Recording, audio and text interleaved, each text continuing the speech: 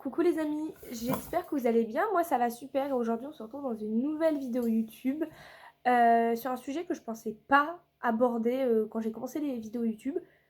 Et ben apparemment si. Donc en fait je vais un peu vous parler, comment dire ça, des gens, comment les gens se comportent après ma rémission. Voilà. Il y a beaucoup de trucs à dire parce que je pensais moi que c'était un peu clair comme de l'eau de roche que une personne qui est en rémission, elle a encore besoin de parler de son cancer, d'en discuter parce que c'est un traumatisme et qui marque à vie en fait. Et je pensais que pour tout le monde c'était clair en fait. Et ben non, il y a certaines personnes qui m'ont fait remarquer que j'en parlais trop et qu'il fallait que je ferme ma gueule et que j'avance, que j'avais plus à me plaindre parce que j'étais en rémission. Donc voilà un peu pour vous mettre dans le bain, tu vois. Sympa, hein, sympa, sympa.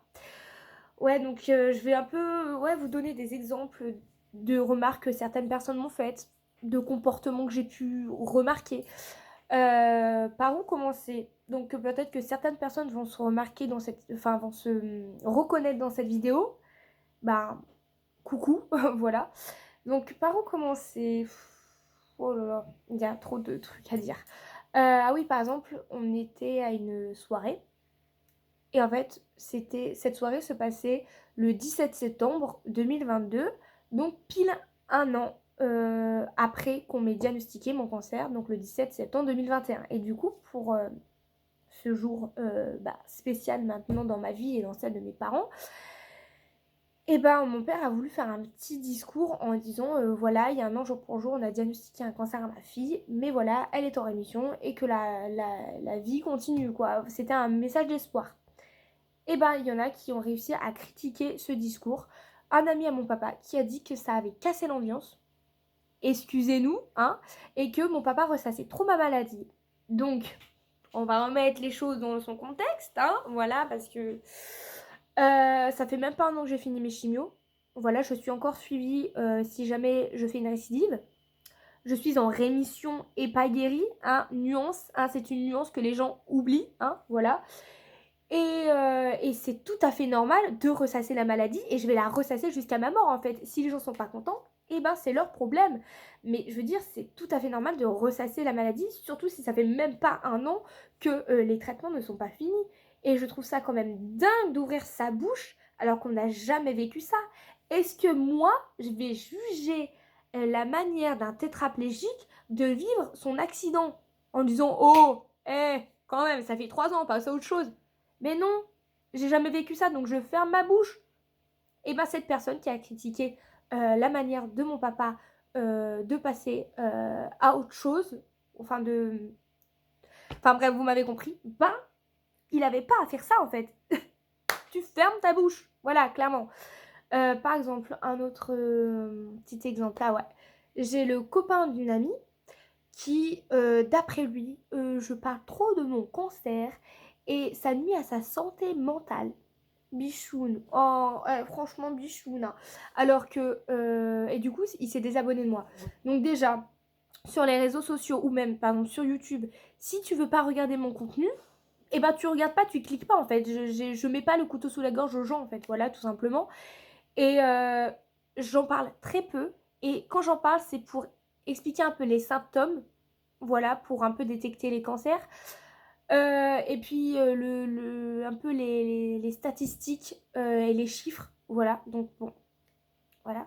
Après j'ai une amie qui a un peu jugé la façon dont je m'étais remise de tout ça. Elle m'a dit oui, une fois que t'as fini les traitements, t'es partie à droite à gauche, t'es pas venue me voir.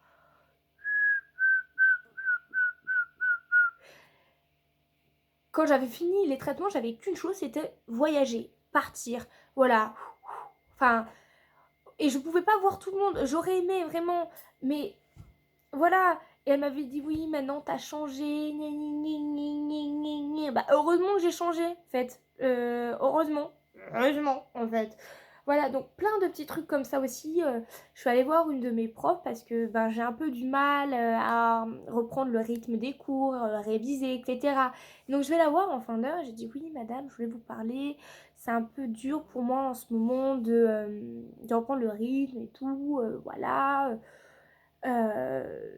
J'ai peur que j'abandonne. Elle me dit: «Oh, Carla, quand même!» Genre en mode, «Oh, c'est bon, fais pas ton cirque.» Oui, c'est vrai que j'ai eu une petite grippe, c'est vrai, tout à fait, tout. C'est vrai, pourquoi je me plains? Pourquoi j'aurais du mal à reprendre les cours? Franchement, pourquoi? Pourquoi? Bah oui, quelle question. Enfin, là, j'étais choquée, vraiment, voilà. Aussi, j'ai vu une différence par rapport à mon anniversaire, donc qui était le 11 octobre. L'année dernière, donc quand j'étais vraiment, j'étais aux urgences en train de perdre mes cheveux, j'étais vraiment au plus mal de la maladie. Là, j'ai eu une centaine de messages, vraiment. Et là, cette année, mais pratiquement personne me l'a souhaité ou en retard. Et là, je fais ah ouais. Donc maintenant que je vais mieux, bah les gens. Alors c'est normal d'un côté, je veux dire, c'est normal, tu vois. Mais la différence m'a frappée. Je fais ah ouais, d'accord. Donc quand j'étais dans le mal, ouais, là tout le monde était voilà. Mais maintenant que je vais mieux, que je suis en rémission, oh ben, oh ouais, Carla elle va mieux. Oh bah ouais, elle a fini le traitement tranquille. J'étais vraiment choquée, je vous jure, ouais, ça m'a choquée. Voilà, plein de petits trucs comme ça et tout. Euh, voilà, je crois que j'ai fait un peu le tour de tous les exemples. Mais en fait, un peu une vidéo pour faire passer un message aux gens qui critiquent, qui se permettent de critiquer, par exemple, les gens qui sont en traitement, qui disent «Oh, il parle trop de ses traitements. Ah, il est en rémission, mais qu'est-ce qui nous fait chier encore avec son cancer et tout.» Si tu n'as pas vécu le cancer, si tu n'as pas eu de chimio, si tu n'as pas eu de cancer, de traitement pour guérir les cancers, tu fermes ta bouche. C'est clair? Ferme ta bouche. Voilà. Je peux pas être plus claire, plus précise. Tu la fermes en fait. Clairement, oui, voilà. Vas-y, moi je veux bien, vas-y, je te donne tous mes traumas, tous mes traitements, tous mes rendez-vous médicaux, tout. Et après, on en reparle. Après, on discute face to face et on en reparle. Non, mais franchement, j'avais besoin de faire cette vidéo parce que, oh, les gens, mais oh, le culot, franchement. Oh, enfin, je veux dire, au bout d'un moment, c'est bon. Enfin, si je veux ressasser mon cancer jusqu'à la fin de mes jours, mais qu'est-ce que ça peut foutre aux gens en fait? Genre, enfin, sérieux? Il y a des gens, ils tombent en dépression pour un mal de dos. Voilà, je vise une personne en particulier. Alors c'est bon, enfin, je veux dire, au bout d'un moment, voilà, donc est-ce que moi je vais juger? Non, en fait. Il y a des gens, ils vont être tristes parce que enfin, je sais pas, mais t'as pas à juger en fait comment la personne, elle vit sa rémission en fait. Voilà, tout simplement. Voilà. Donc, bon, je me suis un peu emballée. Ça fait du bien, hein, voilà. C'était pour vraiment passer un petit coup de gueule à ces gens qui se permettent de parler alors qu'ils n'ont pas à parler, tout simplement. Voilà. Voilà. Ça fait du bien. Bon, bah, passez quand même un bon Halloween. Voilà. Et puis, on se retrouve peut-être pour une prochaine vidéo.